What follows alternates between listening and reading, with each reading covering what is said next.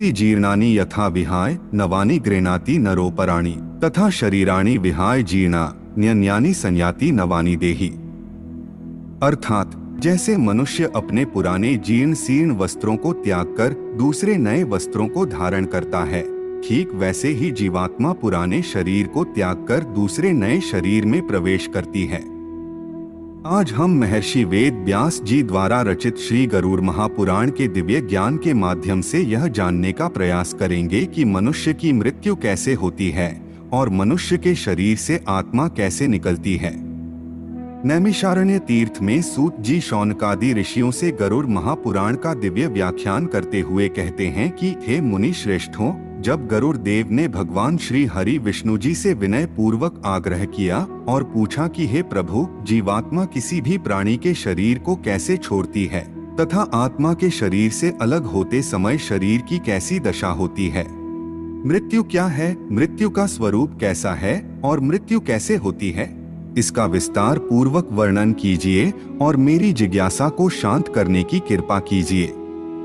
इस पर भगवान श्री हरि विष्णु गरुड़ से कहते हैं कि हे विनीता पुत्र, अब मैं तुम्हारे संशयों को दूर करते हुए तुम्हें आत्मा के शरीर से मुक्त होने अर्थात व्यक्ति की मृत्यु का वर्णन तुम्हें सुनाता हूँ। हे गरुड़ देव, प्रकृति परिवर्तनशील है और निरंतर बदलती रहती है। पतझड़ में पेड़ के हरे पत्ते सूखकर और पीले होकर नीचे गिर जाते हैं और बसंत में पुनः से हरे पत्ते उग जाते हैं। शीत ऋतु के बाद ग्रीष्म ऋतु, ग्रीष्म ऋतु के बाद वर्षा ऋतु, वर्षा ऋतु के बाद शरद ऋतु और फिर शरद ऋतु के बाद शीत ऋतु दोबारा से आती है। यह सब निरंतर चलता रहता है। इसी प्रकार मनुष्य भी पहले शिशु, फिर बालक और फिर युवा और अंत में वृद्ध हो जाता है। जो प्राणी इस संसार में उत्पन्न होगा उसका इस संसार को छोड़कर जाना भी निश्चित है, अतः समयानुसार यह क्रम चलता रहता है।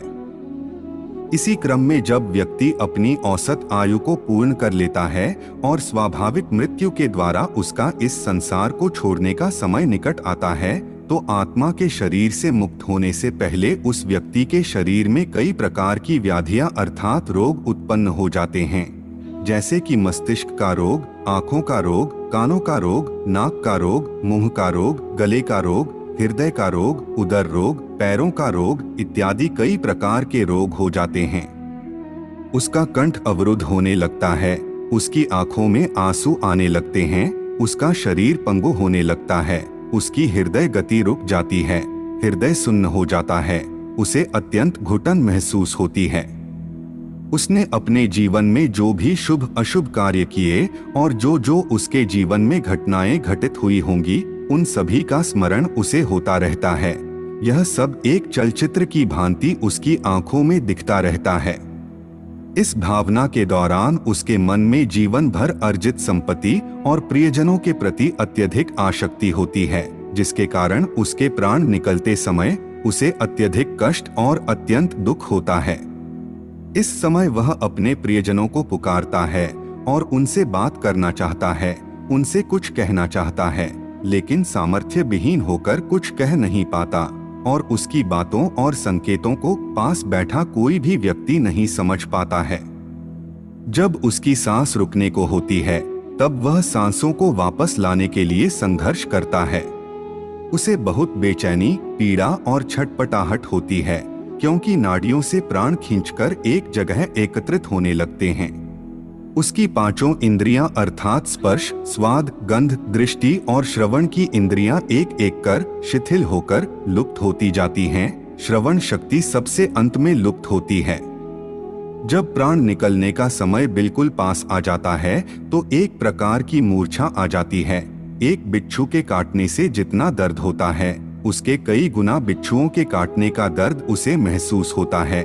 तब उसके प्राण निकालने के लिए यम के 2 दूत आते हैं और उसके अचेतन शरीर से उसके प्राणों को बाहर खींच लेते हैं। यह प्राण ही आत्मा है। व्यक्ति के शरीर में 9 द्वार अर्थात 2 आँखें, 2 कान, 2 नथुने, 1 मुंह और 2 मल मूत्र त्यागने के द्वार होते हैं, जबकि एक ब्रह्म रंध्र होता है जो सिर के मध्य भाग में होता है। यह 10वें द्वार के रूप में जाना जाता है। जब व्यक्ति की मृत्यु होती है तो यम के दूत आत्मा को इन्हीं द्वारों से शरीर से बाहर खींचते हैं। यह सब मनुष्य के कर्मों पर निर्भर करता है कि उसकी आत्मा किस द्वार से शरीर छोड़कर बाहर निकले। जो लोग श्रेष्ठ योगी, संत महात्मा, ऋषि मुनि, सर्वहितैषी और भगवान के भक्ति मार्ग पर चलने वाले होते हैं, उनकी आत्मा अपने आप ब्रह्म रंध्र से देह का त्याग करके बाहर निकल आती है। जो लोग धर्मपरायण, भागवत कथा का प्रचार प्रसार करने वाले और मधुर वाणी वाले होते हैं, उनकी आत्मा मुख के द्वार से बाहर निकलती है। जो लोग सदाचारी और भागवत कथा सुनने वाले होते हैं, उनकी आत्मा कान के द्वार से निकलती है। जो लोग सत्यकर्मी और दूरदृष्टि वाले होते हैं, उनकी आत्मा आँख के द्वार से निकलती है। जो लोग अच्छी विचारधारा और सहयोगी स्वभाव वाले होते हैं, उनकी आत्मा नाक के द्वार से निकलती है।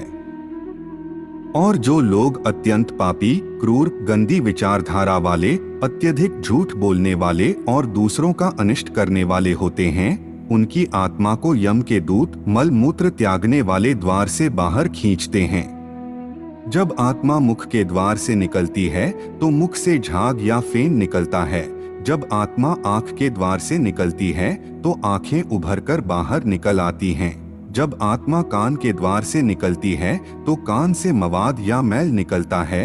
जब आत्मा नाक के द्वार से निकलती है तो नाक से गंदा पानी निकलता है। और जब आत्मा मल मूत्र त्यागने वाले द्वार से निकलती है तो इन द्वारों से मल व मूत्र बाहर निकल आता है। इस प्रकार यम के दूतों द्वारा आत्मा को शरीर से बाहर निकालकर अलग किया जाता है। तो यह थी गरुड़ पुराण में वर्णित आत्मा के शरीर से मुक्त होने के बारे में एक छोटी सी जानकारी। अगले भाग में हम शरीर छोड़कर अलग हुई आत्मा और मृत देह के बारे में जानकारी देने का प्रयास करेंगे। हम आशा करते हैं कि आपको यह जानकारी अच्छी लगी होगी।